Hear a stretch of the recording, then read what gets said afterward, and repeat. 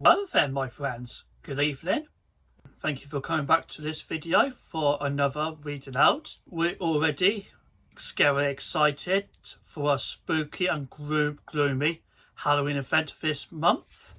We will soon continue reading Goosebumps, Attack of the Jack-o'-lanterns by R.L Stine. Since I have read 20 chapters from page 86. I hope you guys enjoyed that, but it seems quite spooky, creepy, graphic, and quite almost terrifying for you guys. But I hope you still enjoyed that story. But now, shall we continue reading on the fourth part of reading Goosebumps, Attack of Jack-o'-lanterns? Okay, sounds great. Now, let's start with on page 87 from chapter 21. Are you ready? Our screams rose up surely, cutting through the night air like rolling sirens. The pumpkin head fell from Tabby's hand and bounced heavily on the ground. Bright orange flames shoot out of his eyes and mouth. Lee still gripped the other pumpkin head between his hands, but he dropped it when the jagged mouth began to move. A fiery head grinned up at us from the grass. Oh! I uttered a low moan of terror and staggered back. I wanted to run away, to run as I could and not look back, but I couldn't take my eyes off the two heads grinning up at us for the wet grass. As I stared, my heart pounded, and my legs began to shake. Someone grabbed my arm. Walker! He held on to me. His hands were as cold as ice.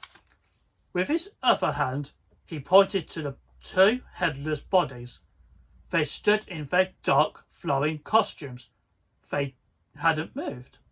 The spot between their shoulders, where their heads had rested, was flat and smooth, as if the pumpkin heads had been balanced there, but never attached.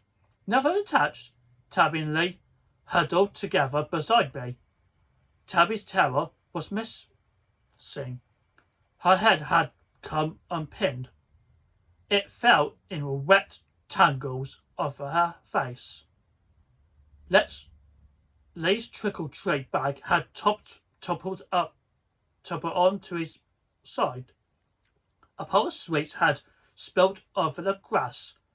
Centimetres away from one of the pumpkin heads, the flame inside the heads danced and flickered, and then the jagged mouth began to move. The smile grew wider, the triangle eyes narrowed. Hee hee hee hee hee! An ugly laugh escaped their mouths, an evil dry sound. More like a throat clearing, more like a cough than a laugh. Hee hee hee! No, I moaned beside me. I heard Walker gasp. Lee swallowed hard. Tabby was holding on to the sleeve of his bee costume with both hands. She pulled him back until they were standing behind Walker and me. Hee hee hee! The heads laughed together, flames flickering inside them. They two bodies moved quickly. They reached out long arms and grabbed the heads up from the grass. I expected them to place their heads back on their shoulders. But they didn't. They held the heads in front of their chests. Hee hee! Another dry laugh. The pumpkin mouths twisted on the dark, round faces. The eyes stared blankly at us. Bright orange, then shuddery, flickering with the flames. I realised I was greasing Walker's arm. He didn't even seem to notice. I let go and took a deep breath. Who are you? I called to us two creatures. My voice came out high and tiny. Who are you? And what do you want? Hey, hey, hey, hey. They laughed very ugly laughs again. Who are you? I chucked out again, shouting over their dry, crackling laughter. Where are Shane and Sheena? Where are my friends? Flames hissed from the two heads. They ragged orange grins grew wider.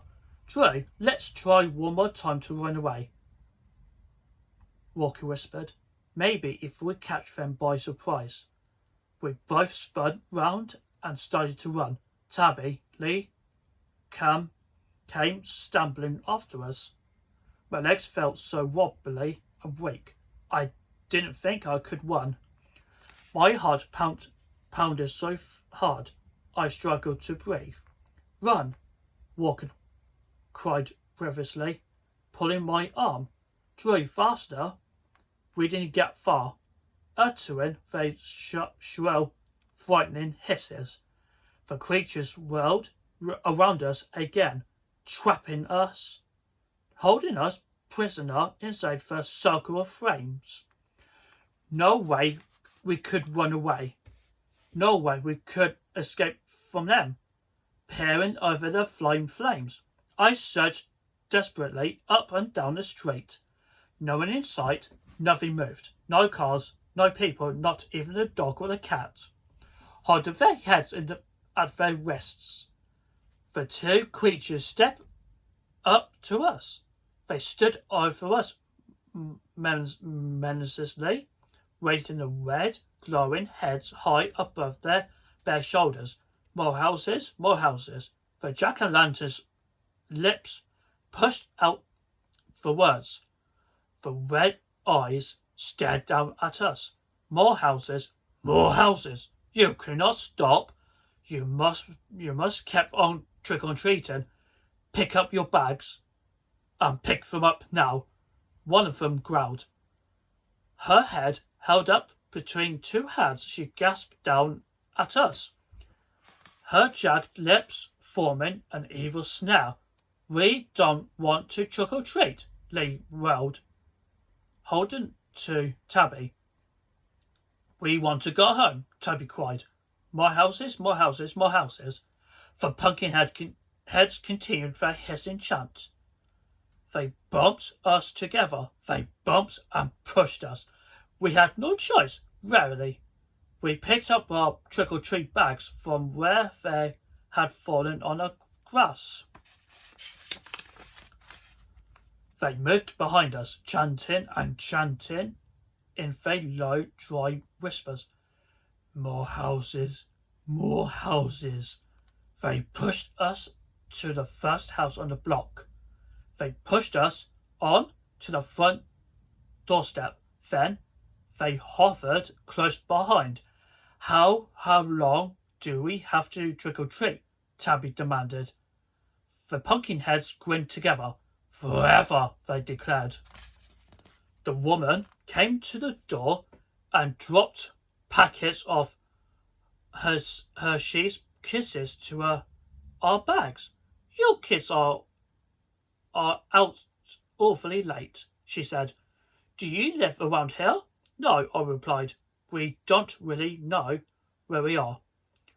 We're in a strange neighbourhood, and we've been forced to trick-or-treat by two headless pumpkin creatures, and they say they're going to make us trick-or-treat forever. Help us, please. We've got to help us. Ha ha, that's good. The woman laughed. That's very funny. You have a very good imagination. She closed the door before I could get out another word. At the next house, we didn't even bother to ask for help. We knew no one would believe us. Your bags are so full, the woman exclaimed. You must have been trick-or-treating for hours. We really like sweets, Walker replied warily. I glanced back at the pumpkin heads. They were motioning impatiently. They wanted us to move on to the next house. We said goodbye to the woman and made our way across the front garden. Our trick-or-treat bags were heavy, so we grabbed them along the grasses. As we headed for the next driveway, Tabby hurried up beside me. "What are we going to do?" she whispered in my ear. How are we going to get away from these monsters?" I shrugged. "I don't know how to answer her. I'm so scared," Tabby confessed. You don't think these pumpkin creatures really to plan make us trick-or-treat forever, do you? What do they really want? Why are they doing this to us?" "I don't know," I said, swallowing hard. I could see that Tabby was about to cry. Lee was walking with his head down. He dragged his Belgian trick-or-treat bag behind him. He was shaking his head, muttering to himself.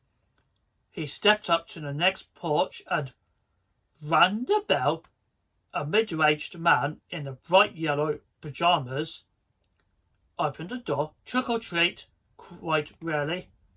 He dropped little toasty rolls into our bags. "Very late," he muttered. Do your parents know you're still out?" We dragged on to the next house and the next. I kept waiting for the chance to escape, but the two creatures never let us out of our sight. They stayed right with us, keeping in the shadows. Their eyes glowed red from the deepening fire inside their heads. "More houses," they chanted, forcing us to cross the street and do a long row of houses on the other side. "More houses? I'm so scared," Tabby repeated to me in a trembling whisper. "So is Lee. We're so scared we'll feel sick." I started to tell her I felt the same way, but we both gasped when we saw someone walking along the street, a man in a blue uniform. At first, I thought it was a policeman, but as he stepped under the streetlight, I saw that he wore a blue work uniform. He had a blue baseball cap on his head. He carried a large black lunchbox in one hand. He must be coming home from work. I told myself. He was whistling softly to himself, walking with his head down. I don't think he saw us. Tabby changed that. "Help!" she screamed. "Sir, please help us." The man raised his head, startled. He squinted to us. Tabby began running across grass to him. The rest of us followed, dragging our heavy trick-or-treat bags. "Help us, please," Tabby pleaded shrilly. "You've got to save us." The four of us hurtled breathlessly into the street. We surrounded the startled man. He narrowed his eyes at us and scratched his brown curly hair. "What's wrong, kids? Are you lost?" he asked. "Monsters," he exploded. "Headless jack-o'-lantern monsters. They've captured us. They forced us to trick-or-treat." The man started to laugh. No, it's true," Tabby insisted. "You've got to believe us. You've got to help us. Hurry," Lee cried. The man scratched his hair again. He squinted at us hard, studying our faces. "Hurry, please, hurry," Lee wailed, and I stared back at a startled man. Would he help us? "You've got to help us, Lee pleaded. Okay, I'll go along with the joke, the man said, wiping his eyes. Where are your monsters? There, I cried. We all turned back to the front garden. No one there. The pumpkin heads had gone, disappeared. Tabby gasped. Lee's mouth drops open. Where did they go? Walker murmured. They were standing right there, Tabby insisted, both of them, holding their heads in their hands. Really? The man let out a long sigh. You kids have a good Halloween, he said rarely. But give me a break, okay? I have just got off work, and I'm beat. He shifted his black lunchbox to the other hand. Then we watched him make his way up a driveway. He disappeared round the back of the house. Let's get out of here, Lee cried. But before we could run, the two pumpkin heads leaped out from behind a low hedge. The red flames hissed inside their heads. Their jagged mouths were turned down in angry snares. More houses, they insisted, wasping the words together. More houses. You can't stop trick-or-treating. But we're so tired, Tabby protested. Her voice cracked. Again, I saw tears wet in her eyes. Let us go, please, Lee begged.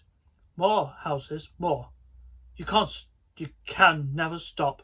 Never. I can't, Lee cried. But my bag is full. Look.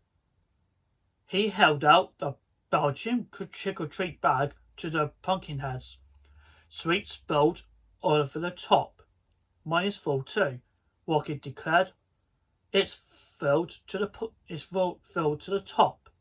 I couldn't squeeze another Smartie in it. We've got to go home, Tabby cried. Our bags are totally full. That's no problem, one of the pumpkin heads replied. No problem, Tabby wailed. No problem, start eating, the pumpkin head ordered. Huh? We all gasped. Start eating? He insisted. Start eating.